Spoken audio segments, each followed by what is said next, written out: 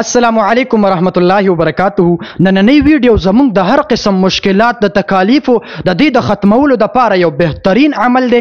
یقینا درته امداد چې هر چا کړي الله جل شانه د هغه هر قسم حاجت چې هر قسم مشکلات او تکلیفونو کې مبتلا وي الله جل شانه د سوره یاسین په برکت سره هغه مسلې ټول حل کوي.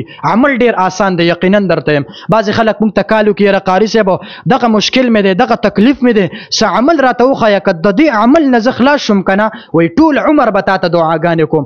یقینا درته ما چې چاته ورکړی دی هغه ماته تر نن تاریخه پورې دعا کوي. نو څوک هم چې زما د خبرې زما د وینا دا اوري د هغې خدمت کې عرض دی چې مونږ ته صرف خصوصي دعاګانې کوئ چې مونږ ستاسو دپاره روغ یو، مونږ د نیکو اعمالو دپاره روغ یو چې مونږ خپله باندې نیک اعمال هم کوو، تاسو دپاره نوې نوې وظیفې نوې نوې بیانات هغه مونږ ستاسو مخې ته پیش کوو. نو ډیره مزه ډیر خوند به کوي.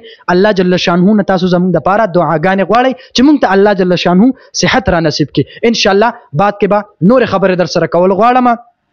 که د چا هر قسم تکلیف وي مشکلات وي او داسې پکې مبتلا وي په تکلیفونو په ټینشنونو او په مشکلاتو کې چې حل کېدو څه چانس پکې نه وي، بیګا ماته یو کس کال وکړو د سوات نه و یاره قاري صاحبو داسې ناممکن کار وکړه چې د سره کېدو نه غون خلک حیران شو چې ستا وظیفه مې وکړله لا پوره شوې نه وه چې الله جل شانه زما هغه ناممکن کار چې کوم دی هغه الله مکمل کړ.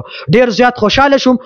ما ته وی قاري صاحب څه به ستا په زړه ارمان چې زه تا ته درکړم. ما ورته وی ماته صرف ستا دعا ارمان دی چې ته ماته د زړه د اخلاص دعا وکړي چې الله ماله کامیابي راکړي. بس زما دپاره به دعا سي چې الله کامیابي ورکړي، الله د عزت خیال وساتي. دا به زما دپاره دعا وي. نو ټولو ملګرو خدمت کې عرض دی چې زموږ دپاره صرف دغه دعا یا الله پاک کامیابی ورکړي. بس دا زما دپاره ډېره ښه خبره ده. په دنیا او په آخرت کې کامیابي الله راکړي. نو انشاءالله موږ ټول به کامیابي. نو موږ به هم درته دعاګانې کوو، تاسو موږ ته کوئ. نو اوس راځم خپلې خبرې ته. که څوک وایي چې زما مشکلات دي تکالیفو کې ګیرې ما څه عمل راته وښایه نو ډېر بهترین عمل دی. خو د هغې نه مخکې صرف یو خبره کول غواړم چې د خپلو منځونو پابندي کوئ.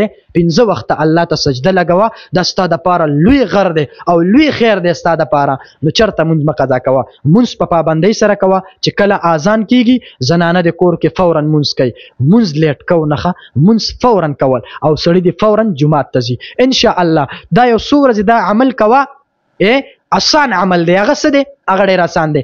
سوره یاسین دا به د ماسخوتن د مونځ نه بعد کې سورت یاسین یو پیره ویل دی، صرف یو پیره. خو چې کله اورسي پکې کم ځي ته سوره یاسین کې چې کله اورسي هغه اخرنی آیات ته کله ووي د هغې نه بعد به بیا چې کله اخرنی آیات ته مکمل کو او دی ویله څه اذا اراد شیئا ان یقول له کن فیکون چې دغه ځای ته ورسېدي د هغې نه بعد به بیا یا الله یا غنی یا مغنی یا فتاح دا به ووې او بیا به ځان دپاره دعا وکړي او هغه کم تکلیف چې دی کم مشکلات دي کم ټینشنونه دي که قرضې دي که هره مسله ده که جنگ جګړې دي هر مشکل دی الله ته پیش کا وی یا رب کریمه زما دغه تکلیف ته زما نه لرې کړي، زما بله اسره نشته یا رب کریمه، زما دغه مشکل دی ختم کړي.